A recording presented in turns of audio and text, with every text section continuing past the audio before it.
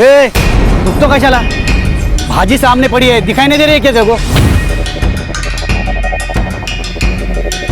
मैं थूकेगा तभी तेरा धंधा चलेगा। पैसा दे तभी तेरा धंधा करने को मिलेगा। तो रोज आएगा, रोज थूकेगा, फिर देखता भाजी कैसा बेचता तू।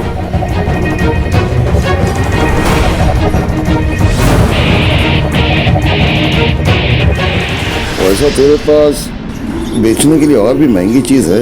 ए, हफ्ते में कितने बार आएगा कटोरा लेके? ये हफ्ते का परसों ही दिया ना पैसा तेरे को। अब सब कुछ बराबर हो गया, निकल, धंधे का टाइम है, खोटी मत कर। तेरा हफ्ता डबल। अभी 2 दिन में पैसा नहीं देना तो तेरा ठेला और तुम दोनों इधर दिखेंगे नहीं। अरे जा रे बाबा, हम बात दूंगी। पांडे जी, ये लो।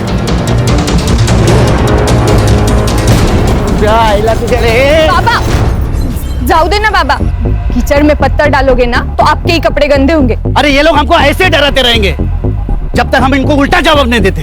बाबा हमें जंग नहीं लड़नी, धंधा करना है। सदा मिताली सच कह रही है। अरे ये पांडे ना बहुत पहुंची हुई चीज है, इससे ना दोस्ती अच्छी ना दुश्मनी। तू छोड़, अपने काम पे ध्यान दे।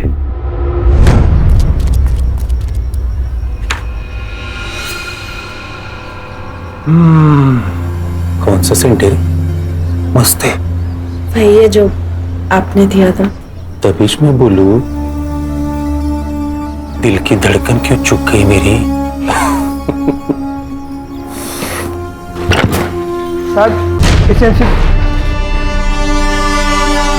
मैं बाद में आता हूँ साहब। नहीं नहीं, मैं जा ही रही थी। सर दामोदर, हाँ सर। ये जो दरवाजा लगा है ना, वो शो के लिए नहीं लगा है। अगली टाइम आएगा ना तो नॉक करके आना, नहीं तो अगला साइन तेरे ट्रांसफर ऑर्डर पे कर दूंगा। समझा क्या? और सर ये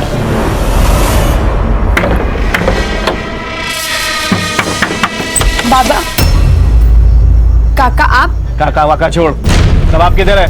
बाबा घर पर नहीं है। देख, उसको तो अकल नहीं है, पर क्या है ना, तू समझदार है। तू उसको समझा, नहीं तो क्या है ना, तू बिना बाप के जिंदगी गुजारेगी, समझी? काका जबान संभाल कर बात करना। तू मेरे को बताएगी कि मेरे को कैसा बात करना है, कैसा नहीं करना। इतनी हिम्मत तेरी है? ए गंगो, बाबा तू अगर मेरा भाई नहीं होता ना तो हाथ तोड़ के फेंक देता पानी में, समझा? आओ जाओ देना, आपको शपथ है मेरी। मेरी बेटी बोली ना, इसलिए बच गया तू। चल जा, निकल निकल। किधर निकल, किधर निकल, मेरा भी घर है, समझा? कितना पैसा चाहिए? मैं देगा तेरे को पैसा। ये मेरा घर है, तेरे हिस्से का घर तू बेच दिया बेवड़े। चल निकल, नहीं तो पुलिस के हाथ में दे देगा तेरे को। चल, तेरे को मार के तेरे को जेल भी जाना पड़ेगा ना तो चलेगा। देख, मेरा और तेरी बेटी का मैं क्या हाल करता है कि बस्ती वाला तुम लोग का बॉडी में हाथ लगाएगा भी नहीं, समझा? मेरे बेटी को मारने की बात करता तू। चल चल निकल रे, निकल। अरे निकल, चल। छोड़ेगा नहीं, छोड़ेगा नहीं मैं।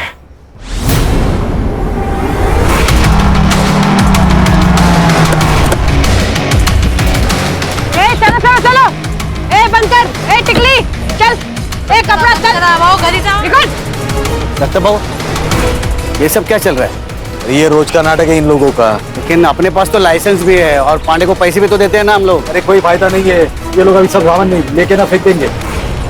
बंद कर, घर ही जाओ, घर ही जाओ। चल चल, बंद कर, बंद कर। ओ मैडम, चलो हो गई शॉपिंग।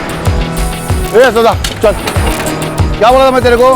मेरे थूक के बगैर तो धंधा नहीं कर पाएगा। मैं आता था, जा, क्या करना कर ले, चल। क्या? अरे दादा रुको, दादा रुको। पुलिस पे हाथ उठाता है हराम को। देखो, ये पुलिस बिना मतलब हमको मारती है।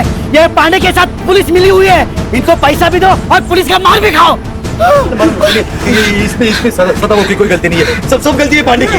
हाँ, ये पांडे। ठीक है ठीक है ठीक है। ए चलो चलो चलो चलो, जाओ जाओ जाओ, बंद करो, चलो जाओ जाओ।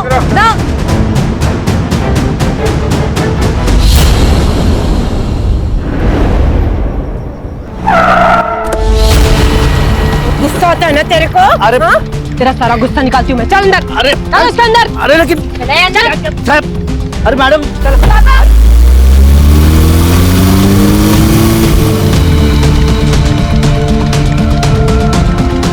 काका, वो पुलिस वाले पापा को लेके गए। मुझे बहुत डर लग रहा है।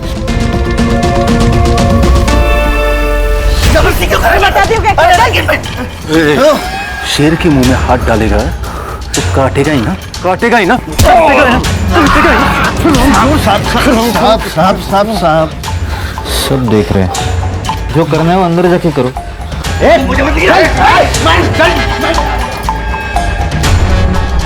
तेरे पे हाथ उठाया था ना इसने, इतना मार कि आगे से जब भी मिलेगा ना तो नजर नीचे होनी चाहिए। अरे साहब लेकिन मैंने किया क्या है? मेरी गलती क्या है ये तो बताओ तुम। दीपाली, पकड़ा ये तेरे में? हाँ,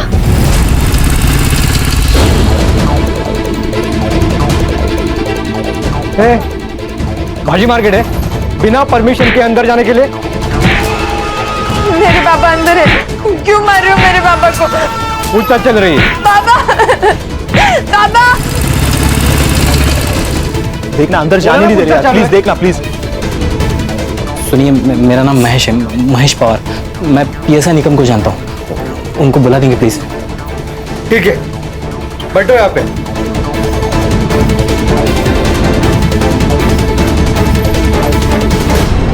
ठंडी टांग पकड़ इसकी।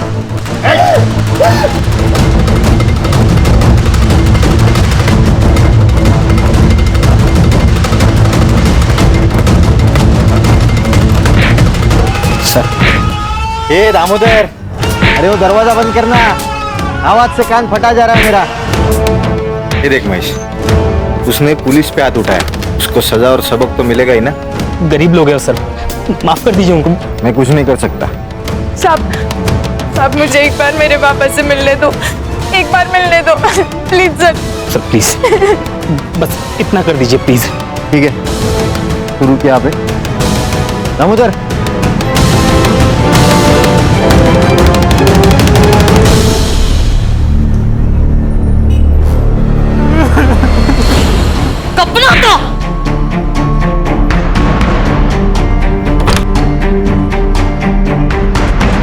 पापा, पापा ये क्या हो गया आपको? ये क्या हाल कर डाला इन्होंने आपका?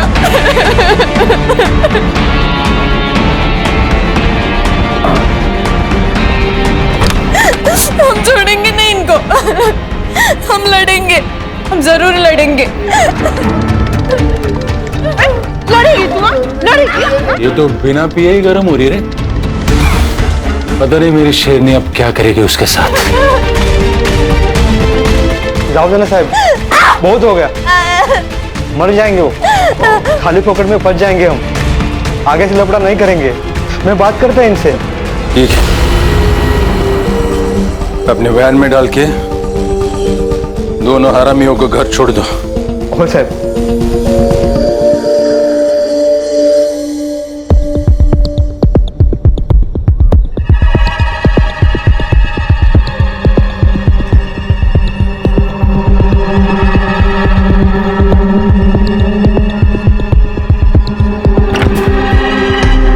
ए भिखारी,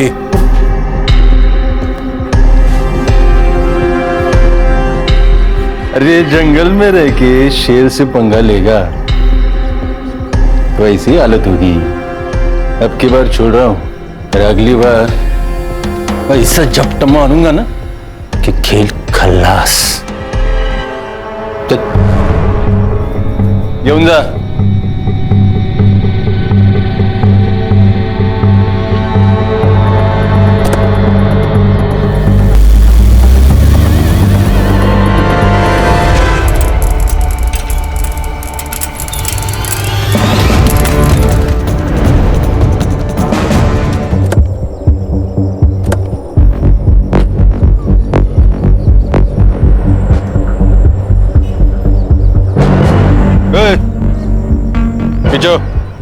साहब, ये तो हमारे सदाबाबू और मिताली है साहब।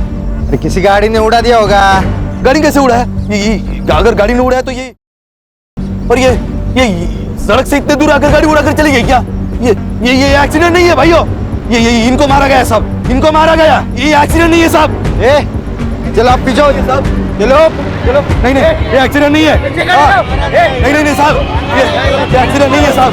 दामोदर, एम्बुलेंस बोलो। बल्कि खून है खून। ये पुलिस हमसे कुछ छुपा रही है भाइयों। अगर आज हमने इस अन्याय के खिलाफ आवाज नहीं उठाई तो कल इस सदा की जगह हम लोग होंगे और मिताली की जगह हमारी बेटी हो सकती है। इसलिए जब तक ये पुलिस वाले अपने सदा और मिताली के कातिल को नहीं पकड़ती तब तक ये मार्केट बंद रहेगा। पुलिस प्रशासन, पुलिस की गुंडागर्दी, पुलिस की तानाशाही, पुलिस की गुंडागर्दी। जनता का आक्रोश और लोकल पुलिस की प्रति नाराजगी की वजह से ये इन्वेस्टिगेशन एसआईटी को सौंपी गई।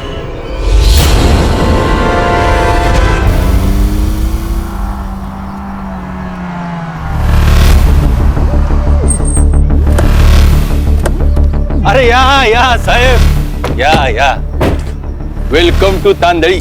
Mumbai police team SIT. Nikam, अब भगत क्या बसला है? जाओ साहब का चाय नाश्ते का देखो। सरकार ने इनको हमारी मदद करने के लिए भेजा है, पता है ना? दोनों बॉडीज किधर है? बॉडीज सुनाई कम देता है, दोनों बॉडीज किधर है?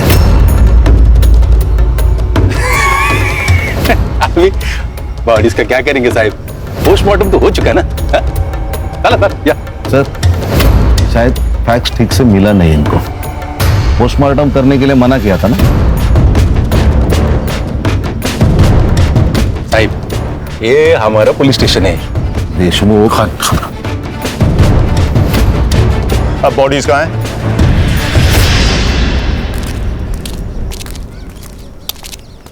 साहब,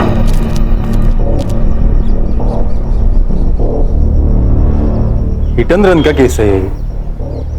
आप लोगों के आने से सच्चाई बदलेगी नहीं। तुमने अपनी रिपोर्ट बना ली देशमुख, अब हम अपना काम कर ले। अब यहीं रुकिए।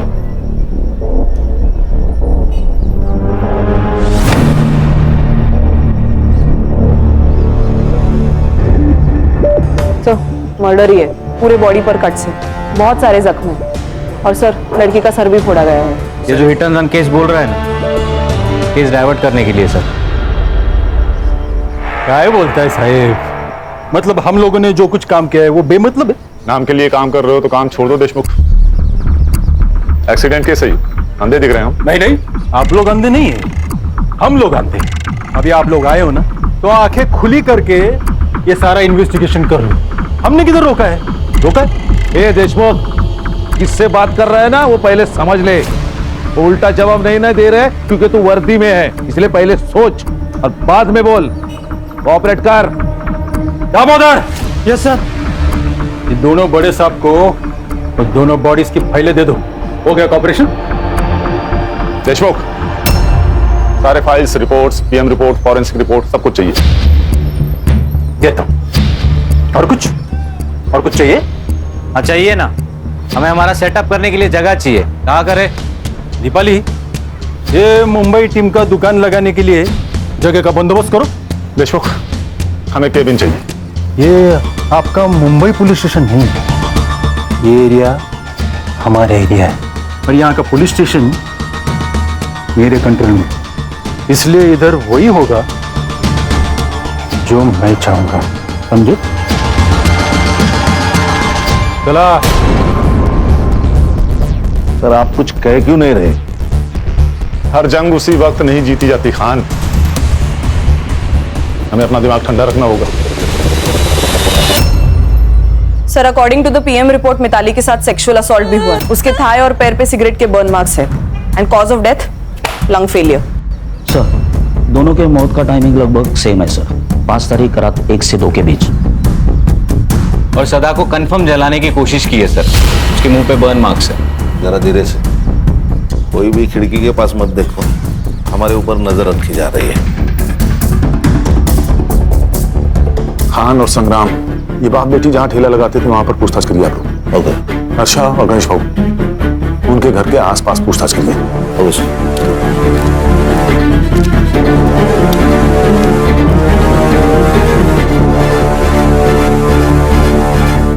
सर, सब हाथ से निकल रहा है। मुझे तो अब डर लगने लगा है। डरने का नहीं, इनको जो करना है करने दो। मैं हूं ना, मैं सब संभाल लूंगा। गरीब लोग थे साहब, अपने काम से काम रखने वाले। किसी के साथ पंगा? गरीब लोग कहाँ किसके साथ जाकर पंगा करेंगे साहब। मगर हाँ, वो म्यूनिसिपालिटी वाला दिनकर पांडे है ना साहब, वो रोज आकर मिताली और सदा को परेशान करता था साहब। उस दिन वो पुलिस वाली दीपाली है ना साहब, उसके बाद पुलिस वाले आए और हमारे सदा को लेकर चले गए। उसके बाद क्या हुआ मुझे नहीं मालूम साहब, मगर हाँ, हमने हमारा विरोध जताया साहब। और जब सरकार ने हमें आश्वासन दिया ना साहब कि कोई विशेष जांच की जाएगी और इनके कातिलों को पकड़ा जाएगा, तब जाकर हमने हमारा ये विरोध खत्म किया और हमारा ये मार्केट खुला किया। तो गंगाराम सदा का छोटा भाई है। हाँ, मगर सिर्फ नाम के लिए। ऐसा भाई भगवान किसी को भी ना दे। रोज शराब पी के आता और रोज तमाशा करता। पिछली बार तो उसने दोनों को मारने की धमकी दी थी। मेरे को मार के मेरे को जेल भी जाना पड़ेगा ना तो चलेगा। उस दिन सुभाष के साथ यहाँ राड़ा हुआ था। ये सुभाष कौन है? मिताली का बॉयफ्रेंड था। क्या मतलब साथ में नहीं रहना? 2 साल से तो मर रहा था मेरे साथ में रहना। पहले की बात है ना, और अब तेरा मेरा मैच नहीं है। अब वकील की परीक्षा देते तो खुद को बड़ा आदमी समझने लगा। ठेले वाली से तेरा मैच नहीं जम रहा। कितना कमीना आदमी है रे तू, जना घिन आती है तुझसे। ज्यादा शानी मत बन, समझी ना। और वैसे भी चप्पल कितनी भी महंगी क्यों ना हो, उसे सर पर लेकर घूमने का रिवाज नहीं हो, समझी? मेरी बेटी को चप्पल समझता क्या तू?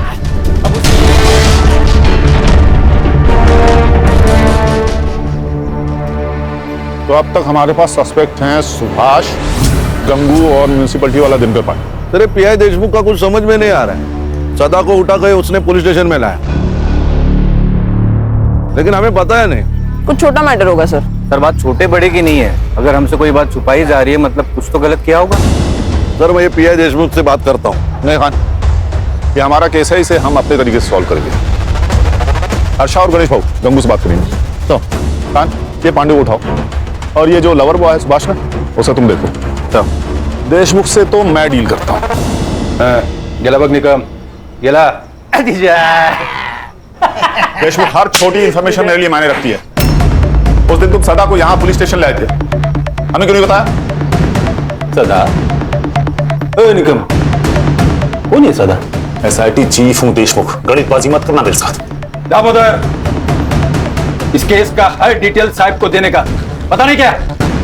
वो सर, उस दिन दिल्ली से मिनिस्टर साहब आ रहे थे, तो हमने उस सब्जी वाले को उठाया था। बदतमीजी की थी ना उसने। बदतमीजी की थी? अभी कोई हमारे साथ बदतमीजी करेगा तो क्या ऐसे ही छोड़ देने का उसको? और उसको नहीं, बहुत से ठेले वालों को उठाया था। शाम हो गई, छोड़ दे। एंट्री की रजिस्टर में? नहीं।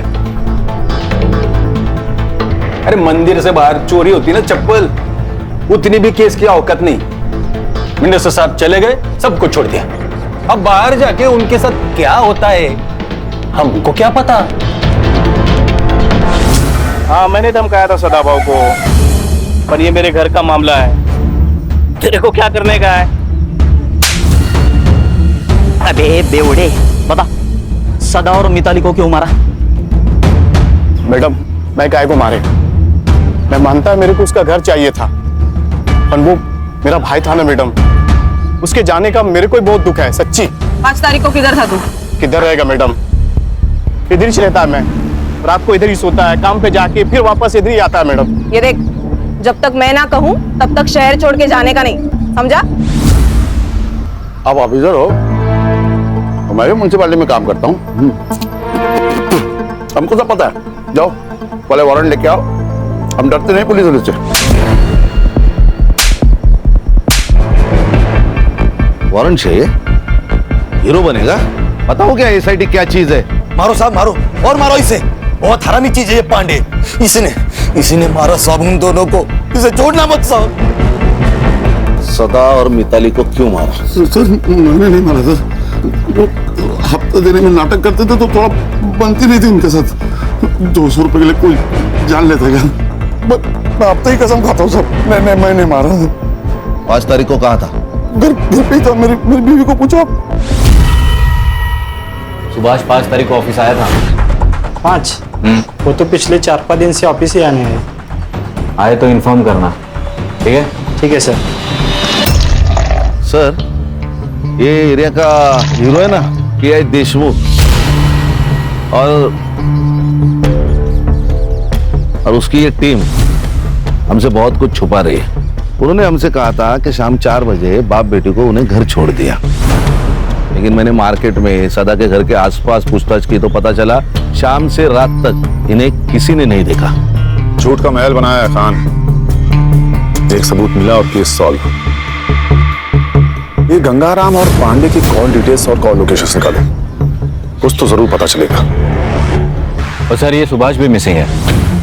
इसका कुछ तो पंगा हुआ था सदा और मिताली के साथ, जान से मारने की धमकी भी दी थी इसने। तो लव अफेयर वाला एंगल है। अच्छा, उसका सेल ट्रैक पर रखो। ये बाप बेटी की 5 तारीख की कॉल डिटेल्स भी निकालो। सीडिया से पता चल जाएगा कि जिस दिन सदा को खेली से उठाया गया था उस दिन मिताली पुलिस स्टेशन गई थी या नहीं, और फिर वो पुलिस स्टेशन से कब निकली, सब पता चल जाएगा। और सर गंगाराम ने कहा कि दारू का अड्डा बंद होने तक वो वही था, लेकिन रात को ना वहाँ पे लोग होते हैं ना कोई सीसीटीवी कैमरा। और ध्यान रखो उस दिन पुलिस स्टेशन में कितने मोबाइल एक्टिव थे, सब।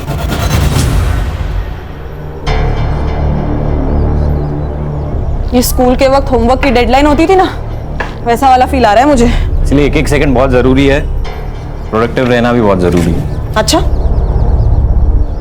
यस सर, ये उस रात जितने भी मोबाइल नंबर्स एक्टिव थे ना पुलिस स्टेशन में, उनको ट्रेस कर रही हूँ। सदा और मिताली उस दिन शाम को 4:30 बजे से रात को 1:30 बजे तक पुलिस स्टेशन में थे और फिर घर की ओर निकले। और सर बाकी के जो 2 नंबर्स है वो भी 5 तारीख को शाम को 4:30 बजे से 1:30 बजे तक पुलिस स्टेशन में थे। वो 2 नंबर्स है सुभाष पाटिल और उसके दोस्त महेश पवार के। ये कहानी तो खत्म होने का नाम ही नहीं ले रही खान। एक के पीछे एक नए किरदार की एंट्री होती जा रही है। सर, हमारी कहानी क्या कम फिल्म है? हर मोड़ पे ट्विस्ट है। देखिए ना, ये सुभाष का फोन 1:30 बजे पुलिस स्टेशन में था, फिर बाहर गया तो वापस आया ही नहीं। अरे महेश का फोन 2 बजे तक वही था, बाहर गया फिर वापस पुलिस स्टेशन आया। ऐसा 2 बार हुआ। बाद में महेश का फोन स्विच ऑफ। सुभाष को रडार पे रखो। हो सकता है सुभाष और महेश ने मिलकर दोनों को मारा हो। लेकिन फिर रेप किसने किया सर? सुभाष या महेश? सर ऐसा भी तो हो सकता है कि ये सब गंगाराम ने किया हो।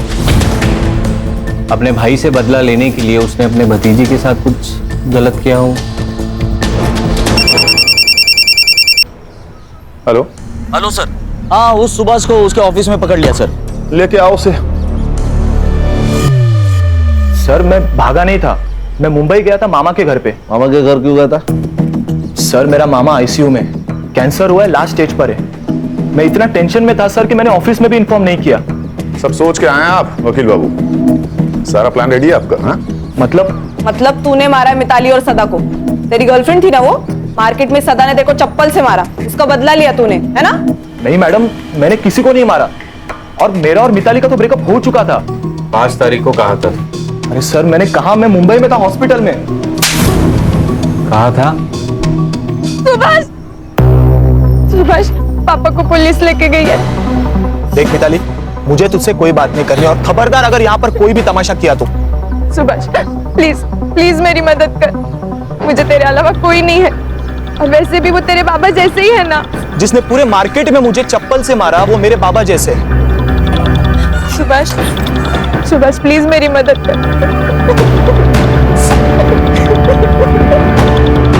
सर मैंने मेरे दोस्त महेश को कॉल किया सर, और उसे पुलिस स्टेशन बुलाया।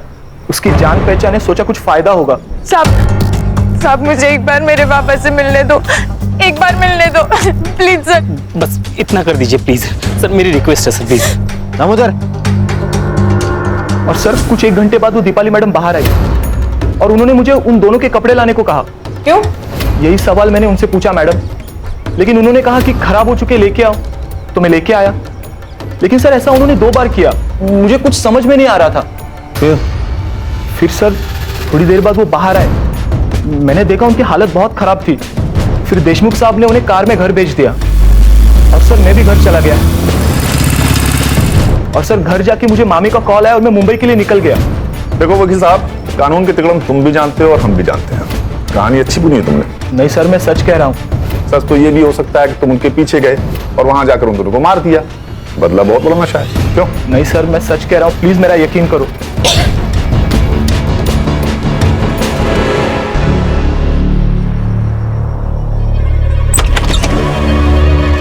अरे दीपाली जी, आइए अंदर आके बैठिए। ऐसे छुपकर कौन सुनता है, पता है ना? नहीं, वो मैं तो पूछने आई थी कि कुछ चाहिए हो तो बताना। फिलहाल तो थोड़ी सी प्राइवेसी दे दीजिए, कुछ चाहिए होगा तो बुला लेंगे।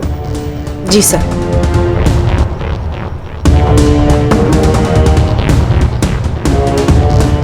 सुभाष, तुम जा सकते हो, लेकिन शहर छोड़ के जाना नहीं। लॉक किया है तुमने ना, प्रोसीजर तो पता ही होगा। Yes sir. चलो। हर्षा, एक काम करो सर। पुलिस स्टेशन का सीसीटीवी फुटेज निकालो, वहां से हमें पता चलेगा कि ये लड़का सच कह रहा था या नहीं। क्या डरपोगे रे तुम लोग? तुम लोगों को पुलिस में नहीं स्कूल में होना चाहिए था। लेकिन सर वो सुभाष तक पहुंच गए। तो क्या क्या किया हम लोगों ने? 4 डंडे मारे, थोड़ा सा खून बहाए। अब इसके लिए वो लोग क्या करेंगे? इंक्वायरी करेंगे या इन्वेस्टिगेट कर देंगे, दूसरा क्या होगा? साहब, वो एपीआई हर्षा पुलिस स्टेशन का सीसीटीवी फुटेज मांग रही है।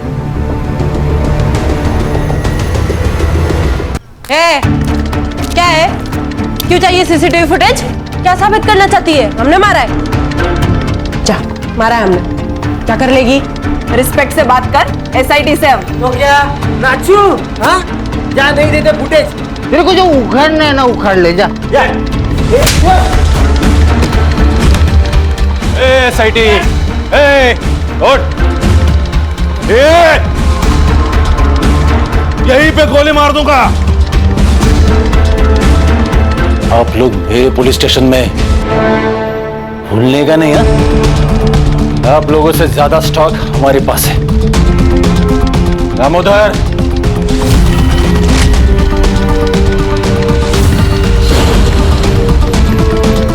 अभी ट्रिगर दबा दूंगा ना, सबका खेल खल्लास हो जाएगा। समझा क्या? देशमुख, क्या चल रहा है ये सब? क्या नीचे?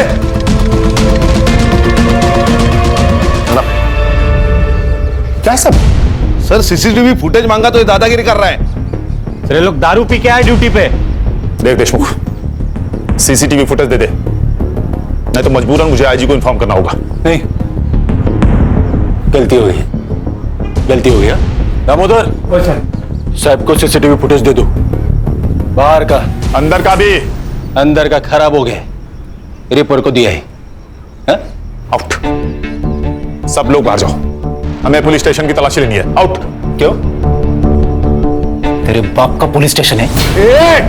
सच में ठोक दूंगा।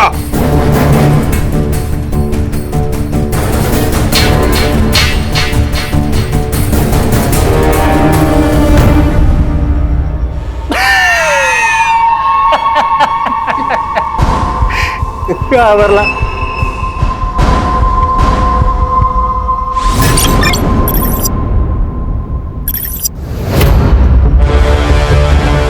मैं डीएम सर का पीए हूँ और होम मिनिस्ट्री से आपके लिए ऑर्डर है। इसमें लिखा है कि जब तक ये केस सॉल्व नहीं हो जाता, ये पुलिस स्टेशन हमारे यानी एसआईटी के अंडर रहेगा। और ये भी लिखा है कि जब तक केस सॉल्व नहीं हो जाता, तुम सब इसमें हमारी मदद करोगे।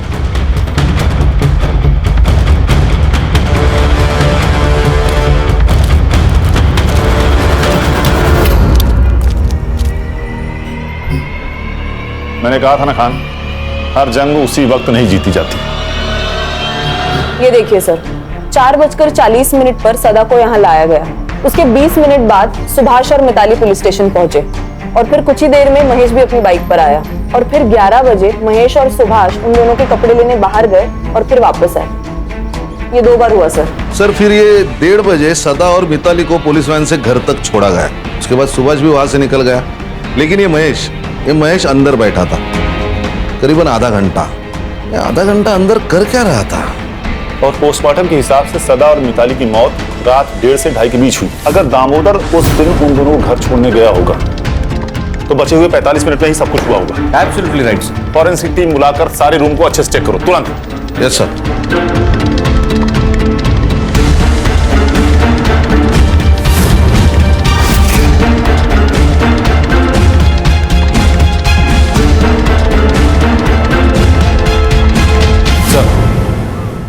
इस पुलिस स्टेशन को एक बैक एंट्रेंस है जहां कोई सीसीटीवी नहीं है। लेकिन सदा और मिताली को तो सामने वाले गेट से लाया गया था, तो इस एंट्रेंस का कोई मतलब नहीं बनता। हर इंफॉर्मेशन बहुत जरूरी होती है और sir I am damn sure इसका कहीं ना कहीं कनेक्शन जरूर है। उस दिन इस पुलिस स्टेशन में कितनी दरिंदगी हुई थी ये तो हमें फॉरेंसिक रिपोर्ट से पता लगना चाहिए, लेकिन एग्जैक्टली क्या हुआ था ये जानने के लिए हमें सुभाष या महेश में से किसी एक को क्रैक करना ही पड़ेगा।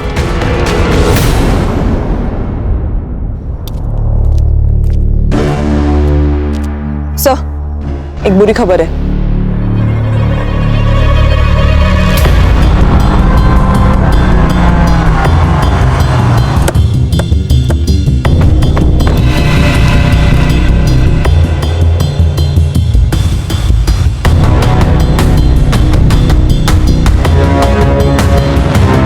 सर गला घोट के मारा है, गले पे मार्क्स है और बॉडी पे टायर के निशान, मतलब मर्डर के बाद गाड़ी से कुचला होगा। पीएम रिपोर्ट में आएगा death due to struggling and lung puncture. मतलब मिताली और सदा के पीएम के रिपोर्ट की तरह। एग्जैक्टली खान, सब कुछ सेम। इसका मतलब सुभाष को पता था कि खूनी कौन है, इसीलिए उसे उन्होंने ऐसे ही मारा जैसे मिताली और सदा को। सर ऐसा भी तो हो सकता है कि ये सब प्लान महेश ने किया हो, क्योंकि वही है जो गायब है और उसके गायब होने का कोई लॉजिक नहीं बन रहा। सर एक काम करो, बॉडी को पीएम के लिए भेजो और फॉरेंसिक टीम को बुला के इस एरिया को अच्छे से चेक करो। Okay, thank you. Sir, Nagpur police ने महेश और उसके फैमिली से पूछताछ की। पहले तो उन्होंने हर बात से इनकार कर दिया, लेकिन जब उन पर दबाव डाला गया तब उन्होंने बताया कि महेश अपने चाचा के पुराने घर तांडली में ही रुका है और डर के मारे उसने फोन भी स्विच ऑफ कर रखा है। सर कोई गोली नहीं चलाएगा, मुझे महेश जिंदा चाहिए।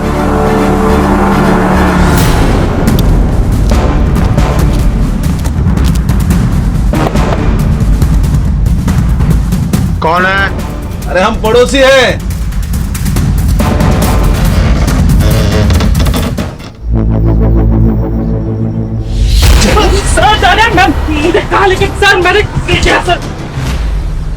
देखो भैया महेश बाबू, नाश्ता तो छोड़ो, हमने शाम की चाय भी नहीं पी है, इसलिए बता दो सच सच। सर मैं कब से वही बता रहा हूँ सर, मैंने नहीं मारा किसी को। ये भाग क्यों रहा था रे? छुपा क्यों था? सर मैं डर गया था सर, और मुझे पता था कि कोई भी लफड़ा हुआ तो सबसे पहले मैं ही फंसूंगा। और सर मुझे कनाडा में जॉब मिला है, वीजा मिलने से पहले कोई भी केस लगा तो मुझे वीजा नहीं मिलेगा, इसलिए मैं चुप के बैठा था सर। क्या लगा, क्या लफड़ा होगा, क्या पता था तुझे? सदा और मिताली को दामोदर मोड़ लेके निकले, उसके बाद सुभाष भी उनके पीछे निकला। मैंने सोचा मैं निकम से एक बार बात करके आता हूँ, इसलिए मैं पुलिस स्टेशन गया था। समझे उस बाप बेटी को? हाँ, अरे ऐसा पुलिस वालों से पंगा नहीं लेते, और खास करके देशमुख साहब के जैसे पुलिस वाले से तो बिल्कुल भी नहीं। आप टेंशन मत लीजिए, मैं बात करता हूँ उनसे। हाँ, वो तेरा वीजा आया क्या? नहीं, वो अभी प्रोसेस चल रहा है। आ जाएगा रे, टेंशन मत ले, मैं ही नहीं इधर। हाँ,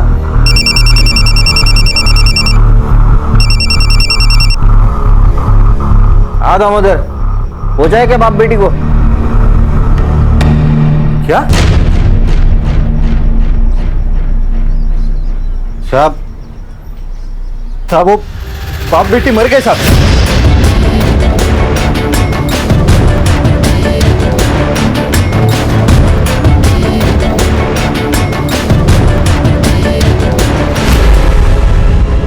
महेश तू निकल, थोड़ा अर्जेंट काम है अपने को, बाद में मिलता हूं तेरे को। सर मैं डर गया था सर, मुझे लगा ये लोग मुझे भी मार देंगे, इसलिए मैं छुप गया था सर। बिठा इसको भाई। सर मैंने कुछ नहीं किया सर। सर सुनिए, हमें पुलिस टीम में से किसी को तोड़ना होगा जिससे सच का पता चले। क्या लगता है खान, कौन हो सकता है? तो दामोदर।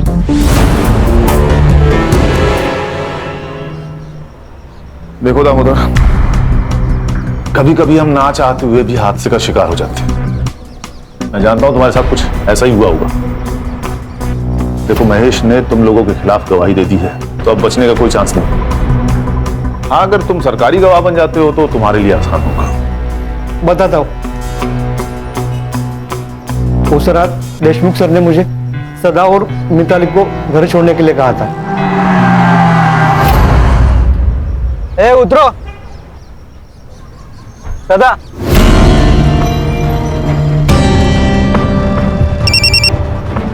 हाँ दामोदर, हो जाए क्या बाप बेटी को? लफड़ा हो गया। वो बाप बेटी दोनों मर गए। क्या? वो दोनों बाप बेटी मर गए साहब। एक मिनट रुक।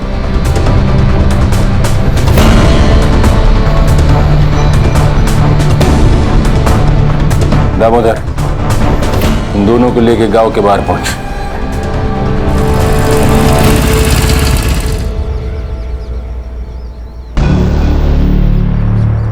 ए सुभाष, रुक।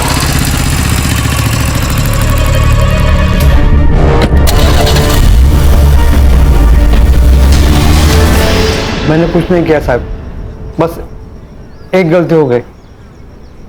मैं चुप बैठा रहा। एक सच को छुपाने के लिए 100 झूठ बोलने पड़े। ये सुभाष को किसने मारा?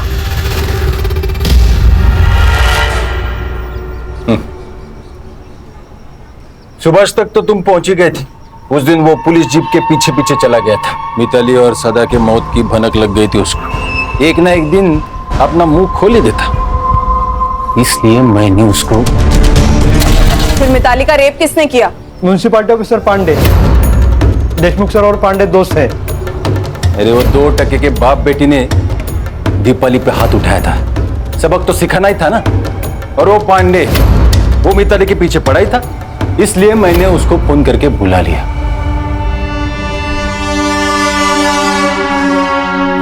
सर, ये दिनकर पांडे पुलिस स्टेशन के पीछे वाले रास्ते से अंदर आए, इसीलिए सीसीटीवी फुटेज में दिखाई नहीं दिया। जरा भी शर्म बची है तुम लोगों में, या बिल्कुल ही बेच खाई है?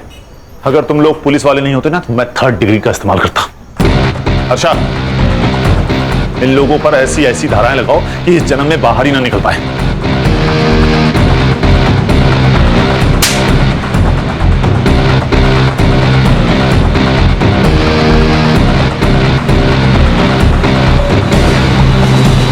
सच ही कहा है किसी ने, A great power comes with great responsibility। और हमारे यहाँ तो पावर आते ही मनमानी शुरू। ऐसे चंद पुलिस वालों की वजह से पूरी पुलिस फोर्स बदनाम हो रही है सर। खान, एक पुलिस ऑफिसर को पर्सनल और प्रोफेशनल लाइफ दोनों अलग रखनी चाहिए। देशमुख और दीपाली ने सदा के साथ हुए गलती से झगड़े को ईगो पर ले लिया, और ईगो ने तो रावण का सर्वनाश कर दिया। इंसान क्या चीज है?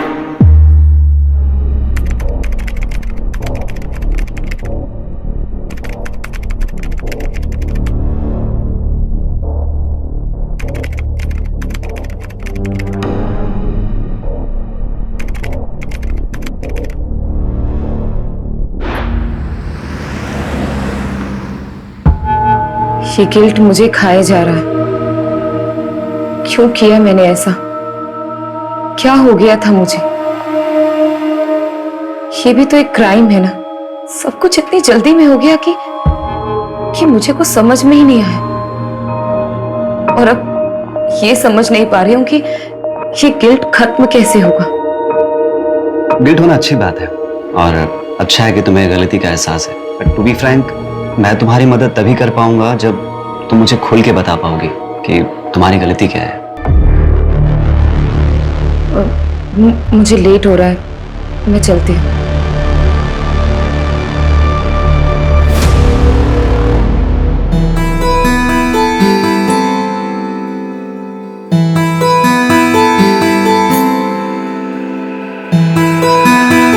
सेक्शन में डॉक्टर प्रभा के पास जा रही हूँ। मम्मी की रिपोर्ट्स दिखाने हैं, सेकेंड ओपिनियन ले रही हूँ। अबे तो काजल, मैं चलता हूँ ना साथ में। नहीं नहीं, मैं चली जाऊंगी। आज तुम्हारी छुट्टी है ना, तुम रेस्ट करो। ओके, ठीक है, बाय। अनिल, ये तीनों पोस्टर्स ओके हैं। एक काम करो, इनकी आज ही प्रिंट निकलवाओ, ठीक है? और 20-20 फीट की होर्डिंग्स पूरे पुणे में लगनी चाहिए। अंडरस्टूड? नमस्कार रति मैडम। अरे गावड़े जी, हाँ कुछ काम था आपको? नहीं, काम तो नहीं था। योगेश हमारे छोटे भाई की तरह था, तो मैं सोचा कि खुद आकर के आपको प्यार से समझाऊं। तो एक कॉल ही कर लेते ना, इस उम्र में इतनी तकलीफ क्यों दे रहे हैं खुद को? आप अकेली औरत मैडम, कैसे करोगी ये सब? धूप में घूम घूम कर मुरझा जाइएगा। अरे आपके त्वचा देखकर लगता है कि आपको पार्लर जाना चाहिए, स्पा कराना चाहिए। क्या ये सब इलेक्शन और वोट के चक्कर में आप पड़े? आप एक अकेली औरत से डर रहे हैं क्या? अरे डरे नहीं मैडम जी, हम चाहते हैं कि आप हमारे पार्टी ज्वाइन कर लें। पैसे वैसे की कभी कोई कमी नहीं होने दी, बस कभी कभार खुश कर दीजिएगा। दोबारा अगर यहाँ दिखे ना तो पुलिस में कंप्लेन कर दूंगी तुम्हें। Get out!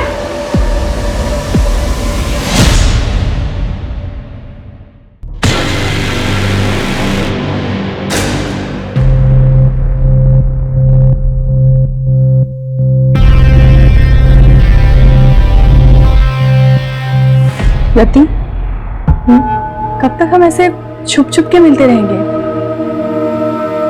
काजल प्लीज मुझे थोड़ा और टाइम दे दो। मैं अब तक उस गिल्ट से बाहर नहीं आ पा रही हूँ। कब तक तुम उस गिल्ट में रहोगी? तुम उस गिल्ट से इसलिए नहीं निकल पा रही हो क्योंकि तुम निकलना नहीं चाहती, और मुझे तो ऐसा लगता है कि तुम मेरे लिए सीरियस नहीं हो। नहीं काजल, ऐसी कोई बात नहीं है। मैं तुमसे बहुत प्यार करती हूँ। I love you so much. I love you. तुम डिसाइड कर लो, तुम्हें मैं चाहिए या फिर तुम्हारे ये गिल्ट। तुम्हारे पास 1 हफ्ते का समय है। मैं कानपुर जा रही हूँ, मेरी माँ का ऑपरेशन है। काजल, धारा जल्दी करो, लेट हो रहा है। आ रही हूँ, 1 मिनट आ रही हूँ। ये लीजिए। क्या है, कैसे काम वाली जैसे कपड़े पहनती हो? थोड़ा तो मेंटेन रखा करो अपने आप को। कौन कहेगा डॉक्टर की बीवी, इसलिए बाहर लेके नहीं जाता कहीं। वो आपको लेट हो रहा था ना, इसलिए ऐसे ही उठ के आपके लिए नाश्ता बहाने तो हजारों हैं तुम्हारे पास। जाओ चाय लेके। माँ मेरे लिए भी नाश्ता दे देना। 10:30 बज गए, अब तेरी आँख खुल रही है। देखो अपने साहबजादे को, बोर्ड के एग्जाम है इसके और नींद पूरी नहीं होती इसकी। पापा बस करो ना। 98% मार्क्स नहीं आए ना तेरे, तब बताऊंगा तुझे। क्या करूंगा 98% लाके? मुझे डॉक्टरी नहीं करनी है, MBBS नहीं करूंगा, आर्ट्स करूंगा। आर्ट्स ऐसे ना फोर्स नहीं कर सकते हो मुझे। मेरी लाइफ पे ना कंट्रोल करना बंद करो। कर सकता हूँ, बाप तू तेरा। कौन देगा तेरे आर्ट्स के पैसे? याद रखना, मेडिकल की पढ़ाई नहीं की ना तो इस घर से 1 पैसा नहीं मिलने वाला तुझे। ये बाप नहीं होता ना इधर ही लाफा खाता। अमीर क्या बोल रहा है?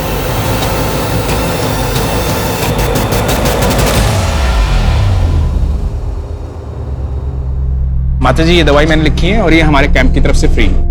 जुग जुग जियो बेटा, तुम बहुत ही अच्छा काम कर रहे हो। भगवान तुम्हारी सारी मनोकामना पूरी करे।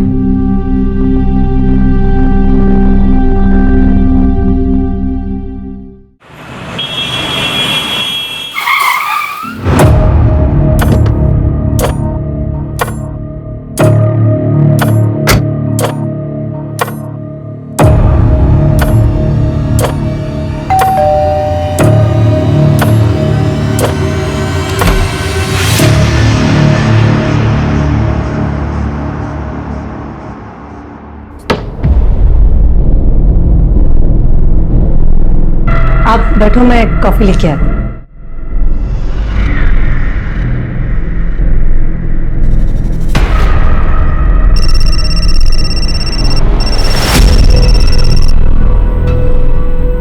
रवि, वो मैंने आपसे जो 2 लाख रुपए मांगे थे ना बैंक से निकालने के लिए, वो प्लीज लेके आना।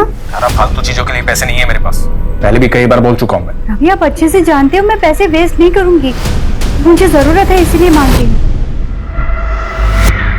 बाद में बात करता हूँ। अभी किसी पेशेंट के आया हूँ, तबीयत ज्यादा खराब है उसकी, आने में लेट हो जाऊंगा।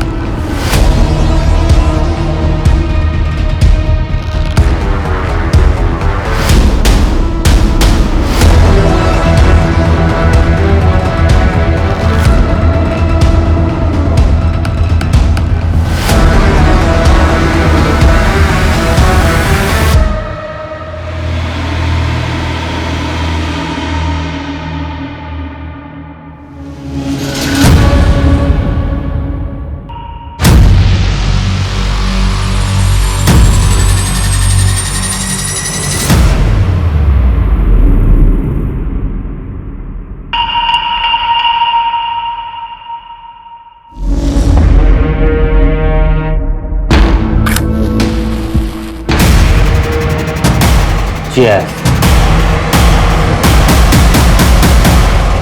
यार मेरी तो बस एक ख्वाहिश है, मुझे ना अपने बेटे को जोर से गले लगा के आई लव यू बोलना है। अरे रवि बाबू, आपके दुख की दवा तो आसान है। आप ना अपने बाप वाली ईगो ना साइड में रख के अपने बेटे को जोर से गले लगा के आई लव यू बोल दो। बिल्कुल। पर मेरे दुख की दवा नहीं है भाव, 28 का हो चला हूं पर कोई मिलती ही नहीं है। अरे ऐसा लुक्के के जैसा घूमेगा तो तेरे को कभी कोई नहीं मिलेगी। भाव, आप तो लुक्के नहीं हो ना, तो आपके आगे पीछे क्यों नहीं घूमती 4-5 लाला है? मुझे लुक्का बोल रहे हैं। भाव, मैं क्या बोल रहा था कि लड़की खड़ी है, शर्म नहीं आती तुम लोगों को? हाँ?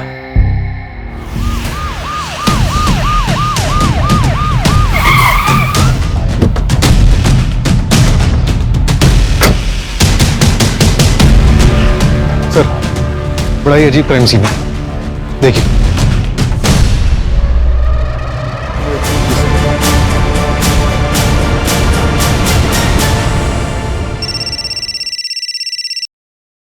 हेलो,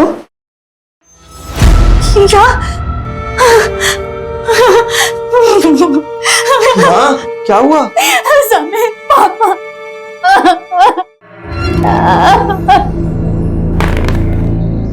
क्या बात है?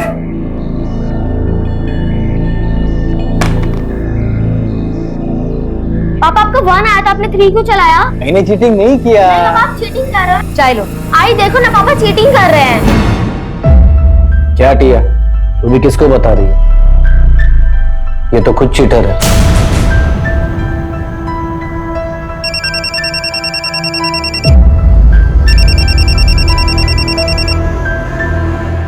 हेलो,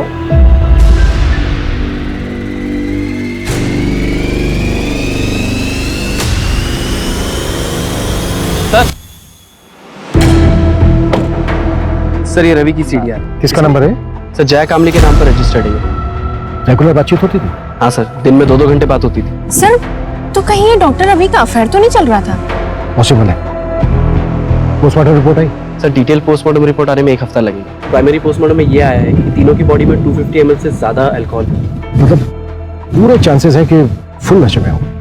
उनके पास ऐसा कोई रीजन नहीं था कि वो सुसाइड कर लेते।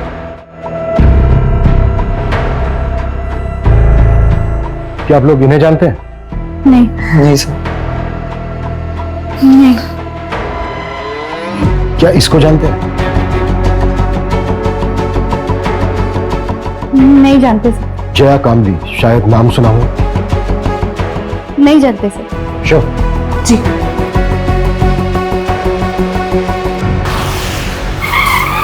प्रदीप ने लास्ट कॉल जिस नंबर पे किया था वो नंबर आपका है, मिसेज लता तांबे। कैसे जानती थी आप प्रदीप? सर, मैं अच्छी तरह जानता हूं उसे। हमारी बेटी को पढ़ाने आता था। पढ़ाता क्या था? 1 नंबर का ठरकी था। अच्छा हुआ मर गया। बिल्कुल सही। टिया, आज के लिए इतना काफी है, बाकी कल कर लेंगे। ठीक है सर। मुझे कुछ काम से बाहर जाना। ठीक सर। मेरे बेटी को हाथ कैसे लगाया तूने? मेरे बेटी को हाथ लगाया कैसे तूने?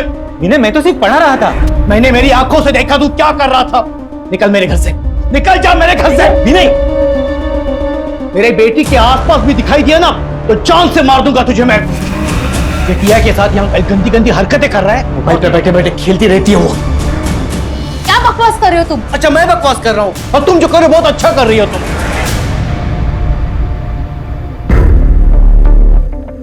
सॉरी सर, वो थोड़े गुस्से वाले हैं। मंजू, यस।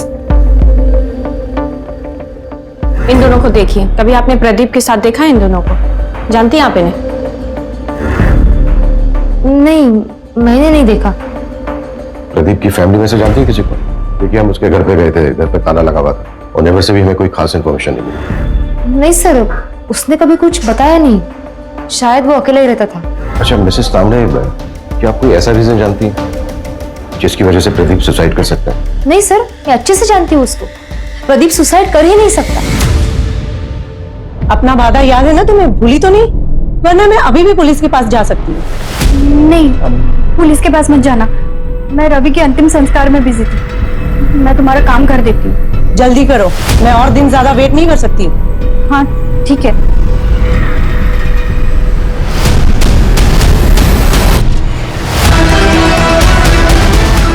क्या इसको जानते? नहीं sir. Doctor, I am really worried for Rati. उसके पीए को भी कॉल किया था पर उसे भी नहीं पता वो कहाँ है। कुछ दिन की छुट्टी बोल करके गई थी। हाँ, आज रति का सेशन था पर वो आई नहीं। टू बी ऑनेस्ट, मैं खुद भी उसके लिए थोड़ा वरीड हूँ, स्पेशली लास्ट सेशन के बाद। मुझे पता था कि यही होगा। आप कितना भी भाग लो लेकिन आपके कर्म आपको ढूंढ ही लेते हैं। इसलिए मेरे साथ ये सब हो रहा है। काजल भी मुझे छोड़कर चली गई। कुछ बचा ही नहीं मेरी जिंदगी में, कुछ भी नहीं। मैंने उसे बहुत समझाया था लेकिन वो मेरी बात समझने के लिए तैयार ही नहीं थी। अगर आपसे वो कांटेक्ट करती है ना तो आप प्लीज मुझे कॉल करके बता दीजिएगा। ओके।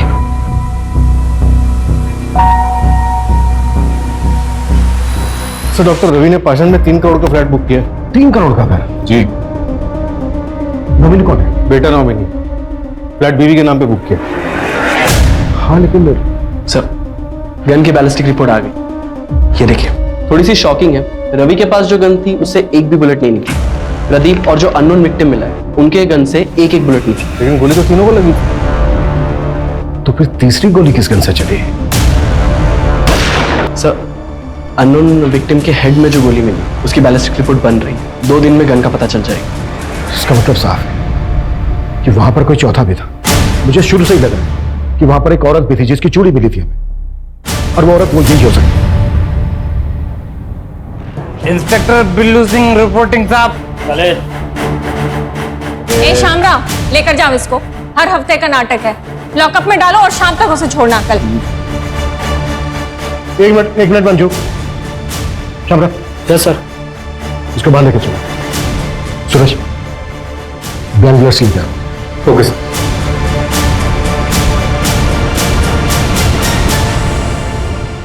चल पकड़। गन? निशाना लगा उसमें। निशाना? घबरा मत, निशाना लगा। शाबाश। हाँ, लगा निशाना।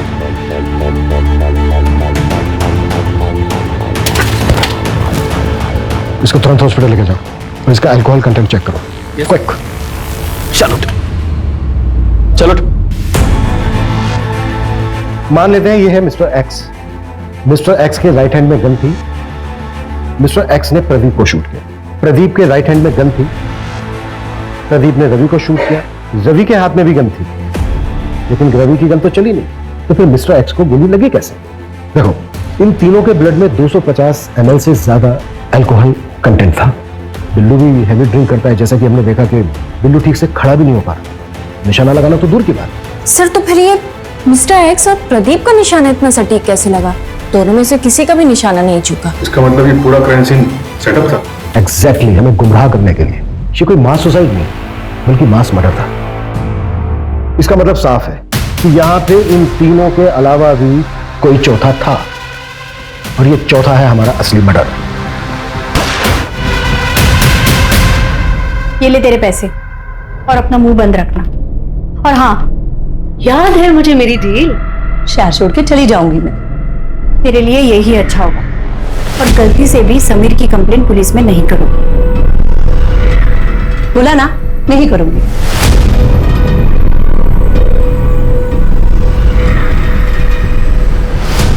सर, मैंने डॉक्टर रवि की वाइफ धारा के कॉल रिकॉर्ड चेक किया। उसमें एक नंबर मिला है जो जया कामली के नाम पर रजिस्टर्ड। ये उसका दूसरा नंबर है। और सर, अजीब बात तो ये है, धारा और जया की बात डॉक्टर रवि के मरने के एक दिन बाद से शुरू हुई। तो कहीं वो चौथी लड़की ये धारा?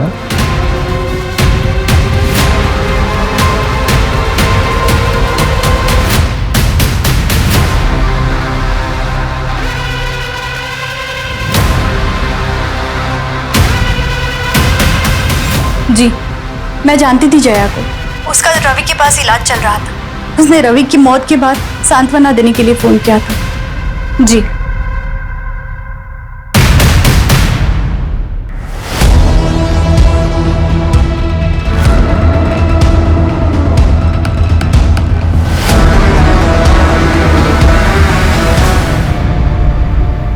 सूरज, जया का मूवमेंट ट्रैक हुआ? मर्डर वैन रात को कहाँ थी?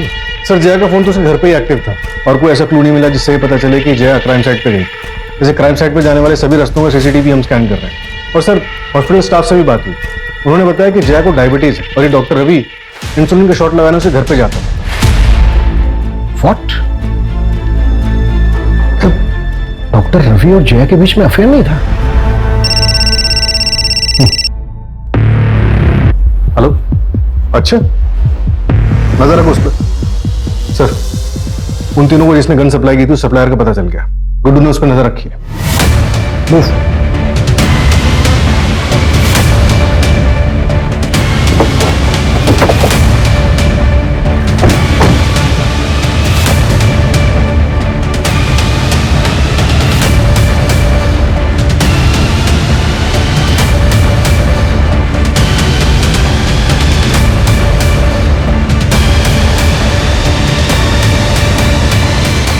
हो गया ना आज का कोटा पूरा? इन तीनों को गन तूने ही सप्लाई की थी, इसको जानता है तू?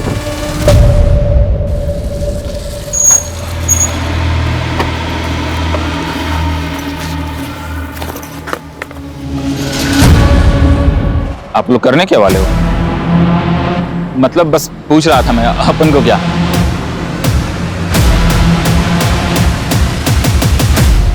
आलू?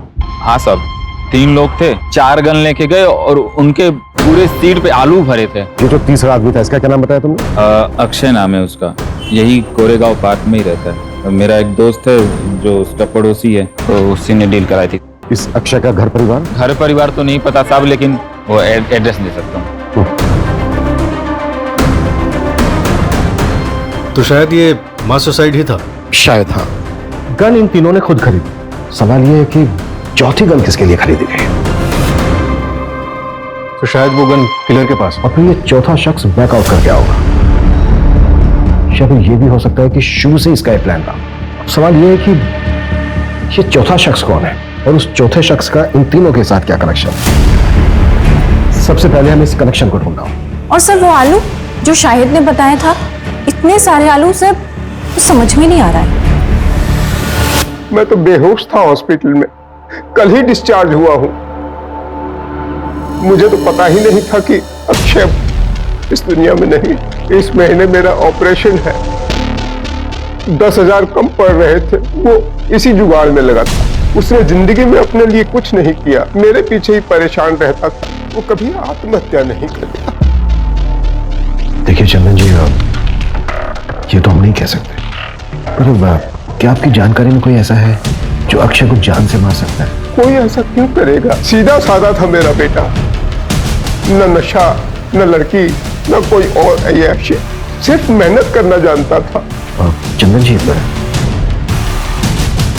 ये 2 लोग हैं जिनकी बॉडी हमें आपके बेटे अक्षय की बॉडी के साथ मिली थी। आप जानते हैं इन्हें? नहीं, मैंने इनको नहीं कभी देखा। ठीक है चंदन जी, अभी आप अपने घर जा सकते हैं। मंजू, गायकवाड़ को बोलो कि वो इनके घर तक छोड़ दें।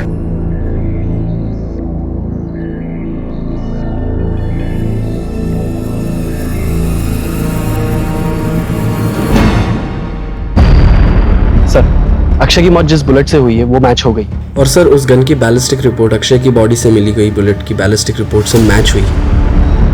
किस गन के साथ? सर ये सेम गन एक और क्राइम में भी यूज हुई। क्या क्राइम था? चौंकाने वाली बात है सर, ये क्राइम 14 अप्रैल की रात को 1:30 बजे के करीब हुआ था। ये दोनों मौतों के बीच में 1 घंटे का फासला था। जरूर ये दोनों क्राइम आपस में लिंक है सर। हो सकता है। क्राइम क्या? सर एक औरत ने सुसाइड कमिट किया, उसी के घर में उसी की लाश 4 दिन बाद मिली। रति जादव नाम था, कॉपरेटर योगेश यादव की बीवी। कॉपरेटर योगेश यादव? हाँ सर, और उसकी बीवी रति यादव, ये भी इलेक्शन लड़ने वाली है। वो चौथी औरत रति थी। रति के केस में ना और कंफ्यूज कर दिया है। 3 आदमी, 1 औरत। आखिर ये करना क्या चाह रहे थे? रति के हस्बैंड ने सुसाइड किया और बाकी के 3 विक्टिम। तो ये सब कुछ रति के पास से तो नहीं जुड़ा हुआ है? फिलहाल हमारे लिए यही जानना जरूरी है कि इन चारों का आपस में लिंक क्या था। क्या ये चारों एक दूसरे को जानते थे? सर अफेयर का भी एंगल हो सकता है। पॉसिबल है, पर सवाल वही है कि किसके साथ? हो सकता है एक के साथ, हो सकता है तीनों के साथ, और यही झगड़ा जलन इन मर्डर्स की वजह बनी। पॉसिबल है। अच्छा, रति यादव की बॉडी किसको मिली थी? सर रति यादव के साइकियाट्रिस्ट डॉक्टर नीरव।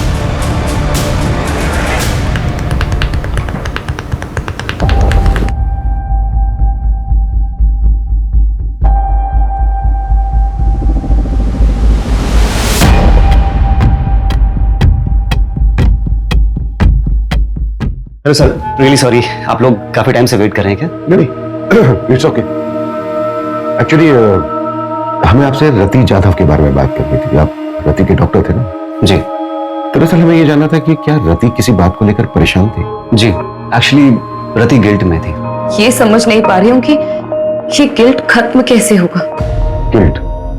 किस बात का गिल्ट था रति को? कुछ साल पहले उसके हस्बैंड योगेश की डेथ हो गई थी और रति उसके लिए खुद को जिम्मेदार मानते थे। रति, आई एम होम। ये तुम दोनों? सब क्या हो रहा था? योगेश, योगेश मेरी बात सुनो। क्या बात सुनो तुम्हें शर्म नहीं है? मेरा नाम, मेरी इज्जत सब मिट्टी में मिल जाएगा। इलेक्शन कैंपेन स्टार्ट होने वाला है। तुम टेंशन मत लो, मैं और काजल कहीं दूर चले जाएंगे। मुझे छोड़कर सबको पता चल जाएगा। मेरा नाम, मेरा करियर, मेरी इज्जत सब बर्बाद हो जाएगा। योगेश, योगेश!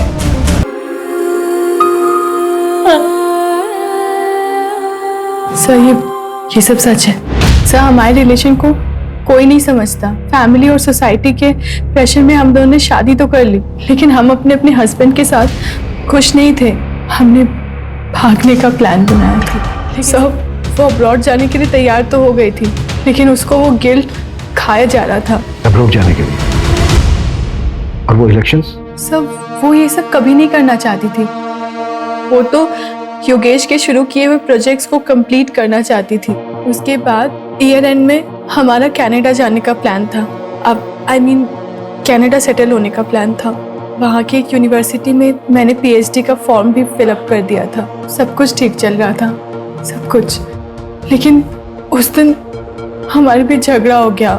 कब तक तुम उस गिल्ट में रहोगी? और मुझे तो ऐसा लगता है कि तुम मेरे लिए सीरियस नहीं हो। नहीं काजल, ऐसी कोई बात नहीं है। I love you so much, I love. और मैं कानपुर चली गई। सब मेरी गलती है सर। ठीक है।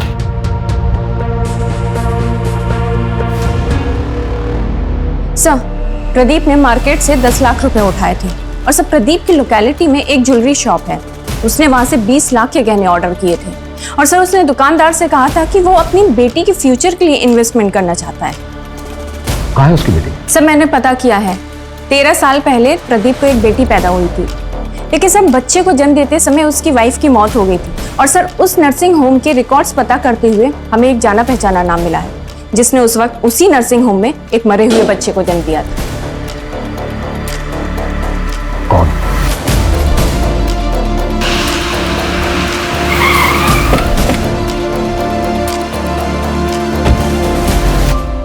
क्या मेरी बेटी टिया मेरी बेटी नहीं है, उस प्रदीप की बेटी है? ये बात तुम्हें पता नहीं थी? नहीं सर, इन्हें नहीं पता। वो मेरी प्रीमेच्योर डिलीवरी हुई थी, उस वक्त ये शहर से बाहर थे, इन्हें कुछ भी नहीं पता। सब कुछ अचानक हुआ सर, और मैंने भी इनसे बात छुपा ली, वरना प्रदीप की तरह ये भी मरे हुए बच्चे की बात सुन के टूट जाते। विनय, हाँ? 14 अप्रैल की रात को 8 से 12 के बीच में कहाँ थे तुम? विनय सर यही घर पे ही थे, मेरे और टिया के साथ।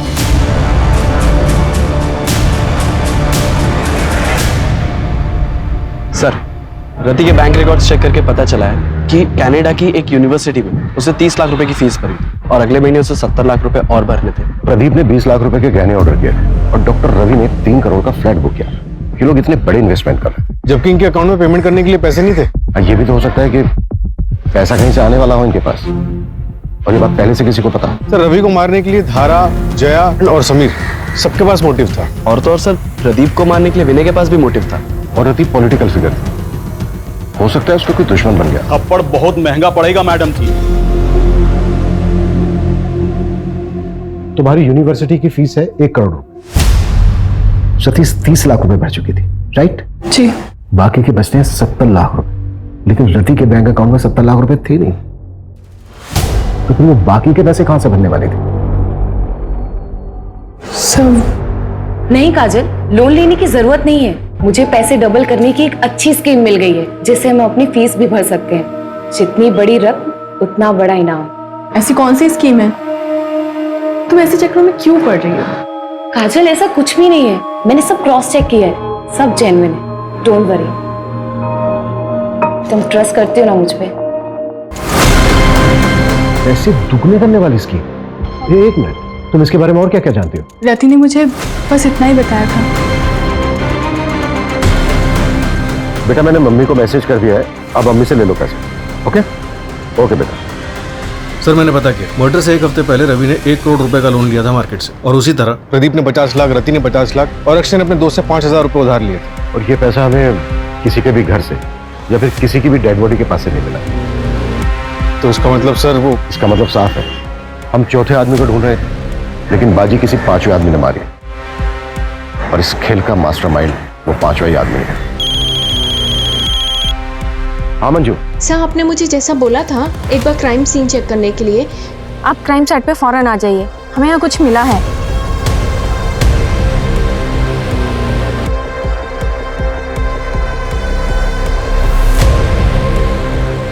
सूरज,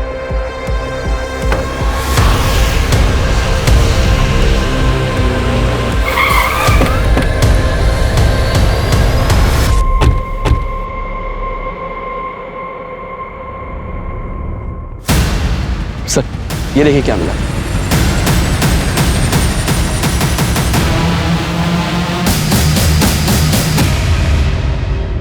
ये चल क्या रहा है यार? जमीन के अंदर मटकों में आलू। गन सेलर शाहिद ने वो तीनों को गन बेचते वक्त उनकी कार में बहुत सारे आलू देखे थे। Right sir.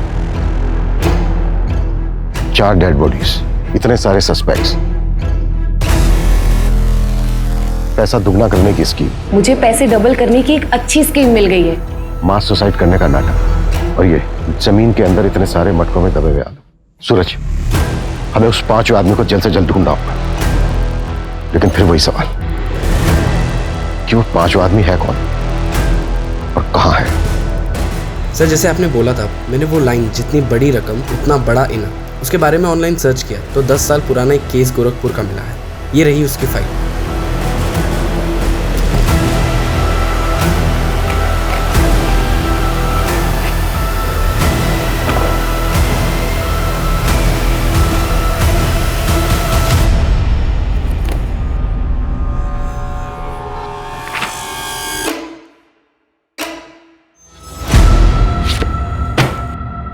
दस साल पहले देव श्रीवास्तव ने पोंजी स्कीम बनाई थी और सबको लूट लाट कर भाग गया था। ये केस सीरियस तब हुआ जब 2 भाइयों ने सुसाइड कर लिया था। पुलिस ने खूब पूछताछ की थी देव श्रीवास्तव से, लेकिन उसके खिलाफ कोई सबूत नहीं मिला।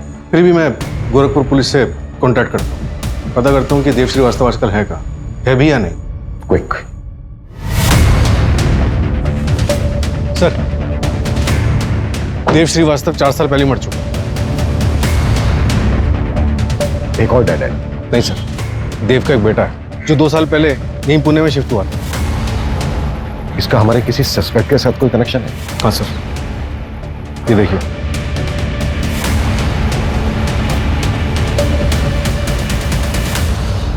मेरे पास पैसे डबल करने की स्कीम है। ऐसा होता है क्या?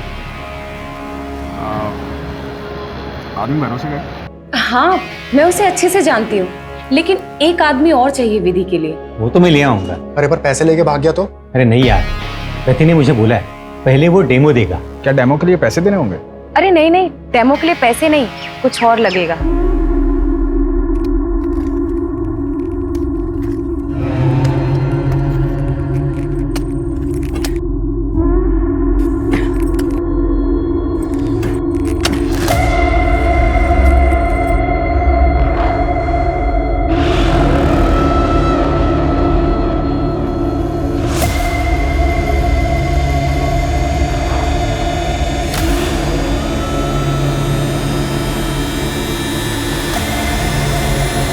अब क्या करना है?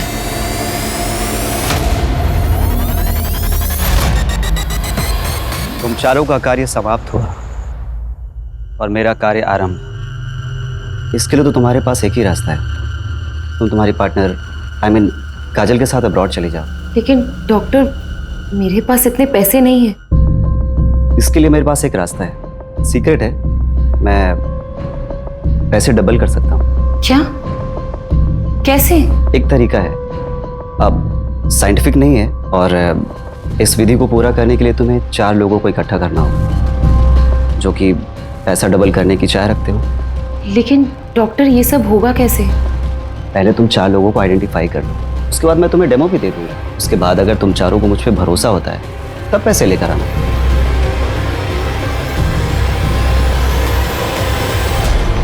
मुझे वरदान है कि मैं जरूरतमंद लोगों के पैसों को दोगुना कर सकता हूँ।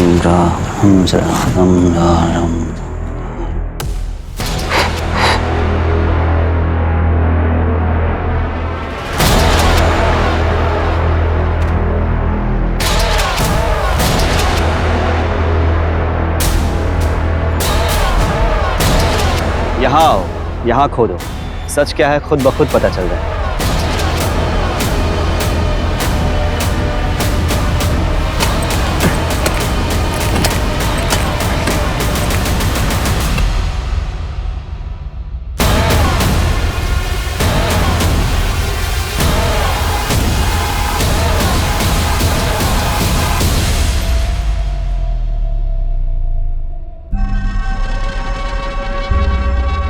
बाबा आपने तो चमत्कार कर दिया, हम पैसे भी लाए, उन्हें भी आज दोगुना कर दो। पैसों को दोगुना करने के लिए इससे भी मुश्किल विधि करनी पड़ी। मैंने रति को बताया था, इसके लिए शस्त्र की भी पूजा होती है।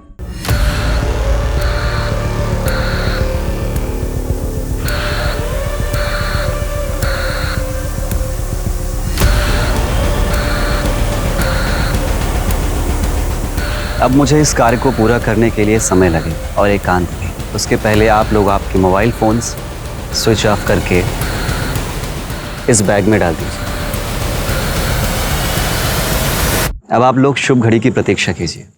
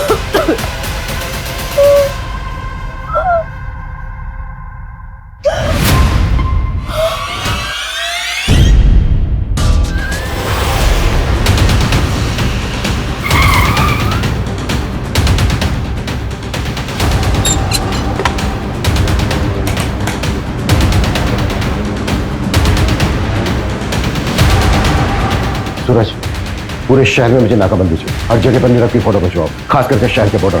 क्विक।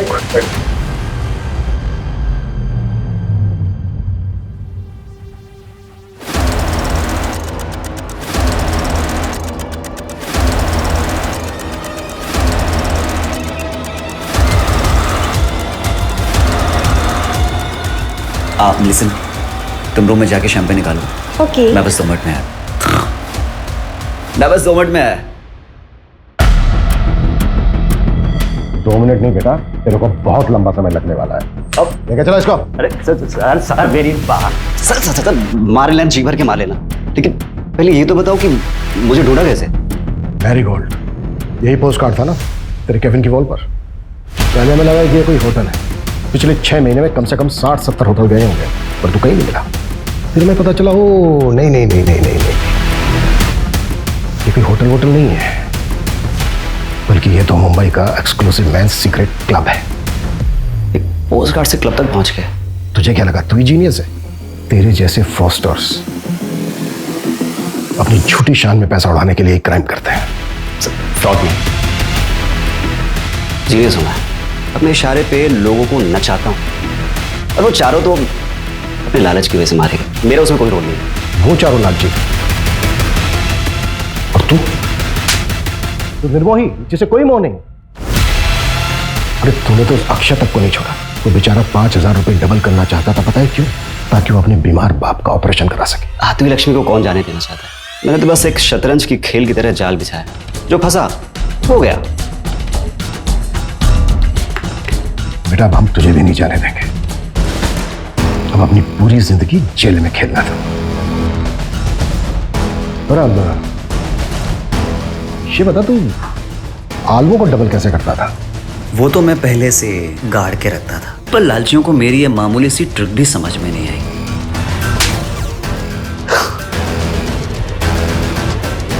नीरव को कोर्ट ने आईपीसी की धारा 302 एंटी सुपरस्टिशन और ब्लैक मैजिक के तहत दोषी पाया और 14 साल की सजा सुनाई।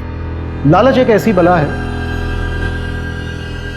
जिसमें आदमी सब कुछ भूल जाता है, अपनी सुध बुध कमा बैठता है। तीनों पढ़े लिखे लोग अच्छी सोसाइटी से थे, चाहते तो मेहनत करके खूब पैसा कमा सकते थे, पर नहीं, सब कुछ भूल भाल कर जल्दी जल्दी पैसा कमाने के चक्कर में अंधविश्वास में फंस गए। फिर मुलाकात होती है एक और केस के साथ। जय हिंद। क्राइम पेट्रोल्स के और भी दिलचस्प कहानी देखने के लिए हमारे चैनल को सब्सक्राइब करें और बेल आइकॉन दबाना न भूलें।